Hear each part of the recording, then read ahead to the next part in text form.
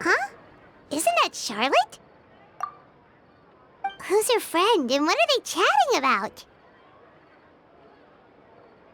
Please, with the cherry on top, Charlotte! Journalist extraordinaire! Please tell me you're joking! I read that a gang of criminals tricked the Gardamex by disguising themselves as blubber beasts.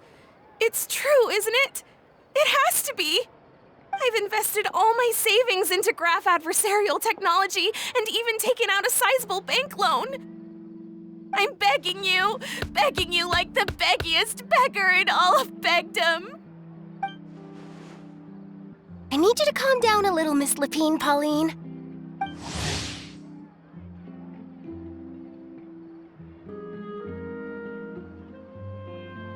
I admire your passion for your research, and I don't mean to dash your hopes for those, big-ticket orders. But I'm afraid I'm not joking. The Blubber Beast incident was a short story mailed to us by an anonymous amateur author, written in the style of a true story. It sounds like they're just discussing a story, but why does this Miss Lapine Pauline seem so distressed? Funnily enough, I actually remember being in a meeting where the editing team was debating the potential risk of misleading the public with this story. They even went to Maison Gardiennage for advice. But to our surprise, they fully supported us printing it. They figured that the false intel would be a great way to dupe potential criminals into wearing ridiculous costumes when breaking the law. In truth, Gardamex are extremely sophisticated in their capabilities. They can identify criminals just as reliably as the best human guards, so a crude disguise isn't gonna get you far. If anything, it'll just make you stand out all the more. Since we ran that story, the Maison Gardiennage has made a slew of arrests, including, one phantom blubber beast, a titanic red-crowned finch, and a specter man. So I knew this story had helped out law enforcement, but this is the first time I'm learning of an innocent citizen being deceived by it, and investing so much mora for nothing.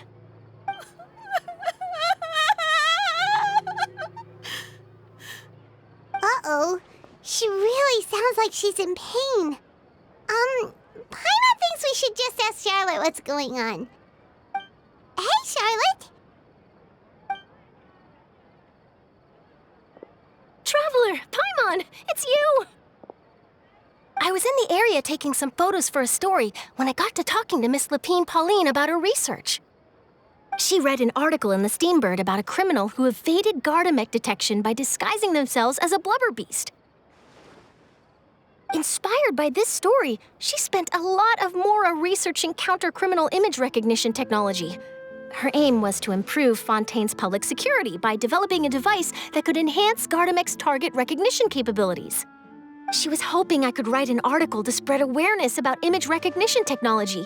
She even paid me for the article and gave me one of her prototype devices before I could get a word in.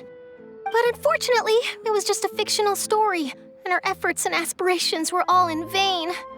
I tried to let her down gently, but she's finding it all very hard to accept. This is a new situation for us, too. It's such a pity. It seems like the author was only trying to make the story interesting, and the Maison Gardiennage only had Fontaine's best interest in mind. Wait, Miss Lapine Pauline, what are you doing? I'm gonna pick a fight with a Gardamex, head to the Opera at Biclès, and get a one-way ticket to the Fortress of Meropide. That way, I won't have to repay my debts. It's the only way I can afford to keep on living. Whoa, there's no need to go that far. I mean, come on, look at you. You wouldn't even dent the Gardamex armor. In all likelihood, they'd only hold you up at the Maison Gardiennage for a few days before letting you out, and then you'd still have to repay your debts. Actually, instead of going into the technicalities of that, how much did you actually invest? How bad can it really be? 270,000 mora. Okay, well, escaping to the Fortress of Meropide over a sum like that seems like a last resort. Surely there must be other options. Not anymore. I used to be an equipment supplier to the Fontaine Research Institute before that blew to pieces, and now I'm just a small-time engineer. I scraped together some savings over the past few years, but I put every last mora into this project, and now I'm left with nothing. It's not just my savings that are gone. It's my whole future as a graph adversarial technology specialist and my dreams of becoming a billionaire one day.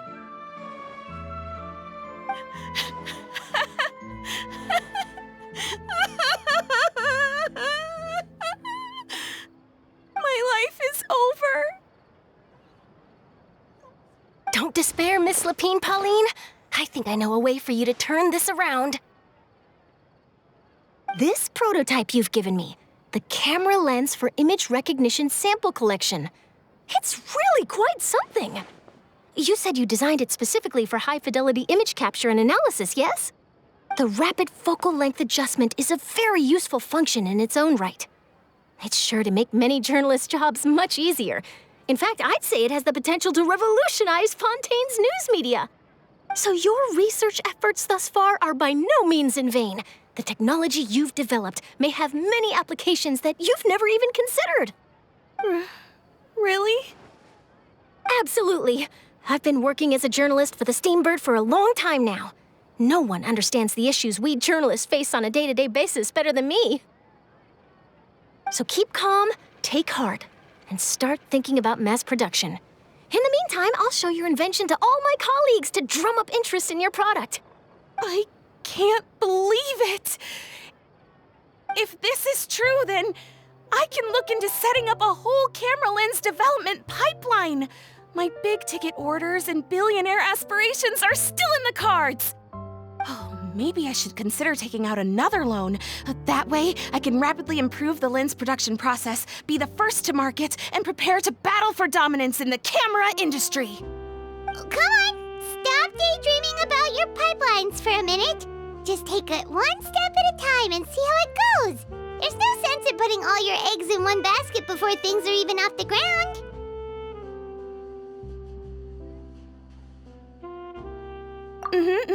And I can probably speak to some people I know and license my image recognition device to a workshop to raise some funds.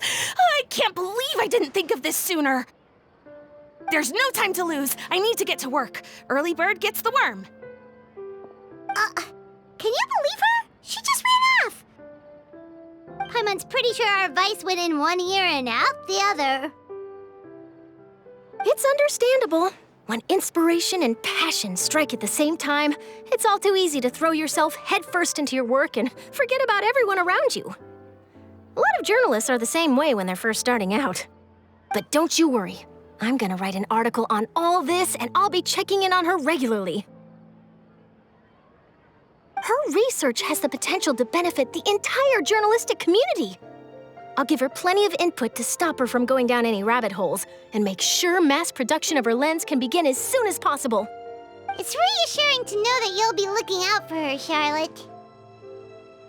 Actually, you know what? Why don't you two take this prototype lens? I'm sure you'll have plenty of chances to use it on your travels. It takes the right person to get the most out of a new technology. In your hands, it's sure to capture some amazing sights. Thanks a lot, Charlotte. What a nice surprise. We were just curious about what you guys were talking about. Totally didn't expect to get a free gift out of it. You're welcome. I got something out of this too. The beginnings of a very interesting news story. The boundaries between real news reports and news-like fiction must not be blurred, even when there's a compelling justification for doing so.